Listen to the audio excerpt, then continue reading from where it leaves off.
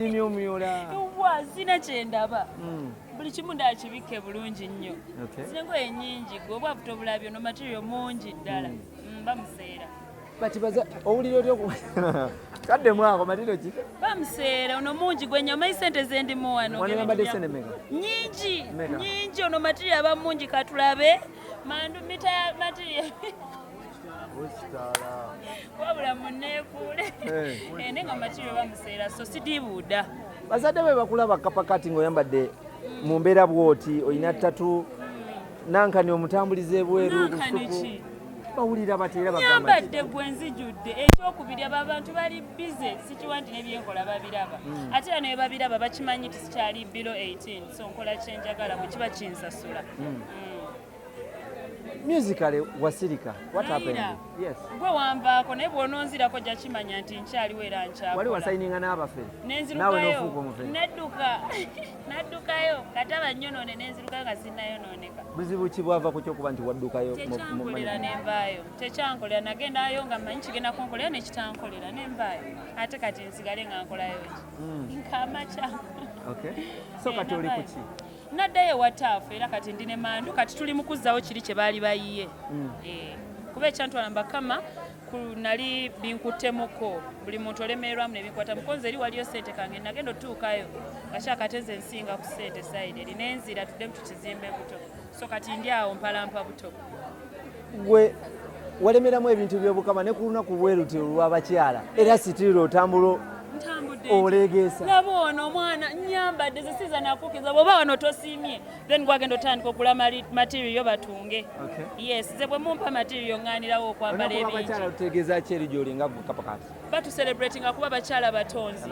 Abakyala batonzi bamama be batutonda so lunaku lunene because nga watali mukyala ffenna tetwandibaddewo including myself. So lunaku lunene otegeeza kinene.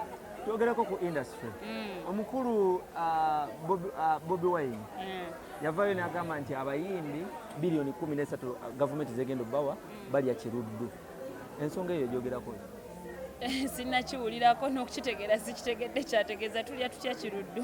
Ssente za ddwaliro za mwe wa musolo sinnabazifunako so sinnabakulya ku ssente za mwe wa musolo zenkyaliako zange nze nzikoleredde. Ozeetaaga tozeetaaga? Bampe ssente bannange ani ateetaaga ssente bampeeko wemba it's worth it mumpe ku ssente bannange nange tomanya nja kuddiza ku kitundu bwe nsobodde. Oyagala bazikuba batyanga n'ebibiina by'abayimbi tobiriimu weekwese bwekwese? Ngenda mu federation very soon si gye baatadde ziri nzija bannange munyanirize kubanga I'm coming anytime from now you know bimanyi nawe. Ojja kuyiga oba ojja kubba ssente zaabwe ze babawadde? Kuyiga. Ogenda yiga ki ky'omanyi? Nti batuwa ku ssente ne tubeera happy. Kuyamba ki? Tunoonya kipozi copyright. Tunoonya copyright. Gavumenti yavaayo n'agamba nti kiki lwaki bwe toogera ku gavumenti okubenga? Kuzibu ki? Sikyaliwo gravity. Yavaayo n'agamba nti nayagala Bobi Wine azimbe eddwaliro. Naye asobola. Gravity. Ewaaba gravity wali eddwaliro. Bwangamba. Sikiwa abawa ye. Wa? Butalejja. Wali eddwaliro eddene liri lye twesigamako ne tugamba nti eryo batulongose gye eryo kakasa. Yanditandikiddeeyo. Nkyekakasa ne gravity alina amaanyi agazimba eddwaliro teetaaga kusiikinga help kubakooli. Naye yaleetako ku hafu y'omusenyu n'ensi. Bbiri naawo abula bannaye tuve ku musajja oyo mundeke. Yaleeta n'ettaka. To me it's irrelevant. Lwaki? It's irrelevant information. It's BS.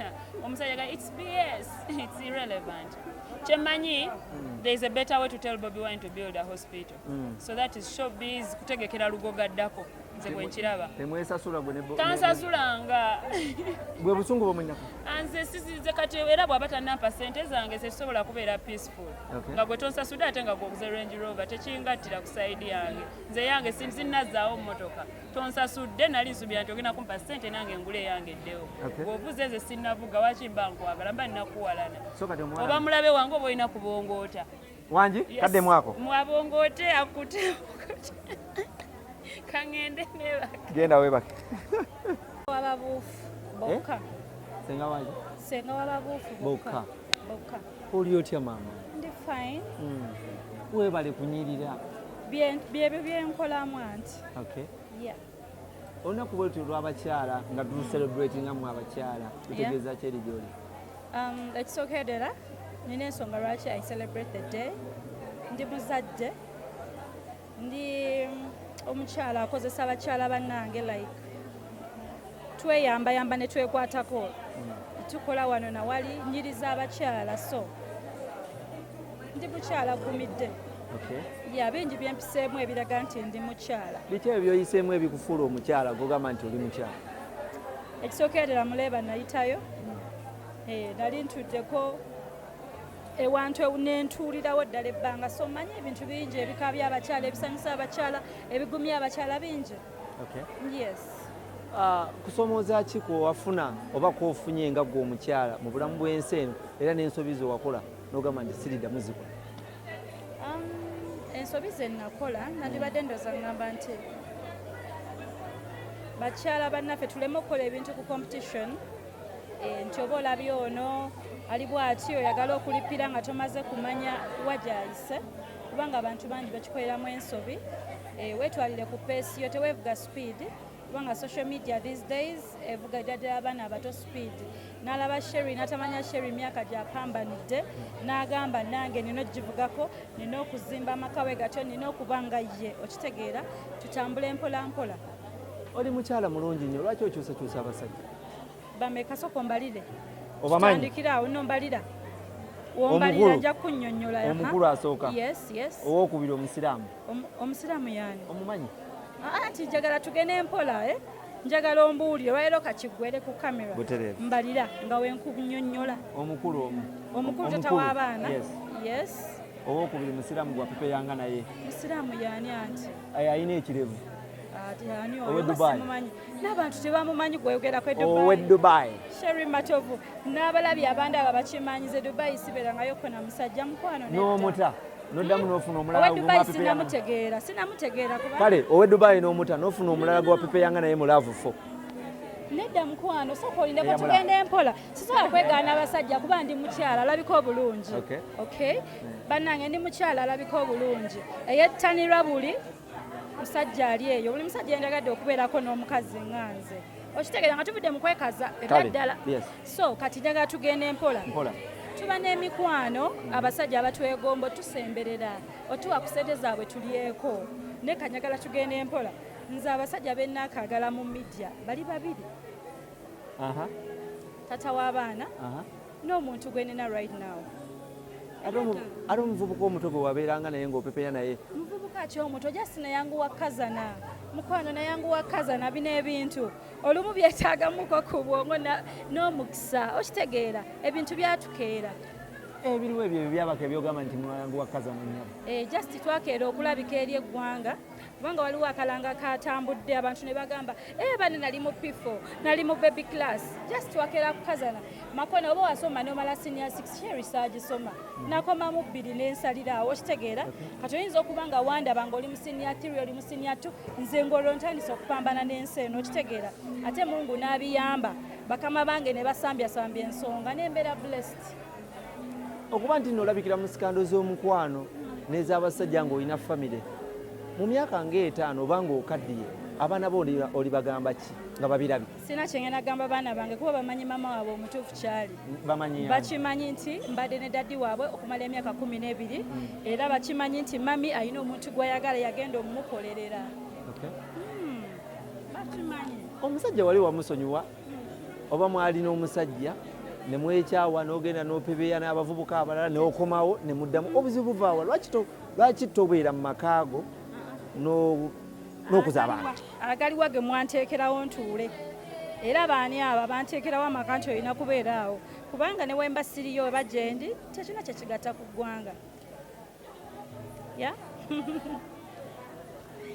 Naye bino ebintu by'okola mama Nanyunja nga gwe omuntu olowooza mutuufu nkubulire mbuulira bintu ki mbuulira nti bintu weebiti jasifa abakazi abalungi batulengera nnyo ze nkugambye saawa eno bateeke wali kamera banengere naawe nga tufuluma bagenaga banange so jasi omukazi omulungi yenna alina kye yeekoleddewo bw'okogga nti mulwadde wa siriimu bw'ogejja nti ali ku biweke bw'okola ssente malaya yafeera yazibba let people be kyekyakuja mu music n'osalawo okubala nti nno odda mu bwassenga nezuula kyekyo nali nnokola ekituufu era nkifuniddemu emirembe mingi nnyo buli muntu andabeyo weezuule muganda wange ekikubonyaabonya teweezuulanga tweyanziza International Women's Day, and I'm so happy my ladies are rocking, looking beautiful. Sandra! Kapa! Kapa agitambuliza nabwezi Sandra omanyi bano abantu balaba baluganda nnyo tugenda kwogera oluganda oli otya Sandra weebale kunyirira nakutuuka ku lunaku lw'abakyala embeera ekunyisa ety ey'obufumbo nga ggwe omukyala Atugewonda walawe empisa bube oba empisa bulungi. Simanyi gwaŋŋamba. Gwasalawo. Okay. Wakola otya okuba nti nno ogumira obufumbo oba ogumira omusajja gwe bazze boogerako ebigambo ebingi ennyo nti nno oba oliawo omusajja ayaganya abakyala ab'enjawulo. Kirungi okyogedde nga gwe ebigambo, right? So which is not reality. Onansoonya nja kuteekamu olusuku lutonotono. Yeah, so kirungi naawe obyogedde ebigambo. So it's not reality, and he's a public figure, abantu bakkirizibwa omwogerako kye baagala, you understand? So, but that's not his real personality, oba si gy'ali munda, kyo kimulaba awangadde nange. Singa bibadde bituufu, singa mumulaba n'abantu. Omuntu ali eyo oyinza musigira kifaananyi kye ekya Wizomanyizo ng'ali ewaka as a husband. He's a father, he's a husband, he's a kind person. Like bingi ebyomwogerako, but in brief, he's a father, he's a husband, and a very kind person. Ng'ogumidde empi n'ebikonde mukazi gwe. Ani agamba? Bagamba nti buli kumakya eggwe ne Wizo mulwanagana ne mutuuka n'okwegoba emisinde olw'okuba omukwano. Ekirungi the appearance tells. Oba olaba ng'alinako ebikonde oba n'empi, gwasalawo bitwalawo ebitu. Okikola otya okuba nti nno Wizomanyizo because bagamba nti Sandra Teta yakontrolinga Wizomanyizo okikola otya nga gwe omukyala? Hold on a second. Wizo mukulu kunze, how do I control him? So we just have a common understanding. He's an artist, I also am an influencer, so what we're doing so it's simple as that. He's a human being, I'm a human being. Twina abana, he's my husband, so tutesa buli kintu. It's not waliwo afuga munne. I don't think it's like that. Of all men, why did you choose Wizomanyizo as your Again, husband? that question? Yes. Again, that question? Yes, because I'm not satisfied of your answer. You're not satisfied? Oh, yes, with your answer. Katonda. Okay. Kiki osinga omwagalako? Single mwagala. He's a good person. Twazaala abaana balungi. So I think that's enough. Omukolo gwa ddi because mweyagadde ne biggwayo. Tujja bayita. Invitation is warming up. Kapa kati jangu wana. Kapa kati. Oli otya? Ne gwe lwaki otambuliza kapa ebweru? Obaeriwa. Olina kyola. Linda tulabe. Sina wenjiraba yali.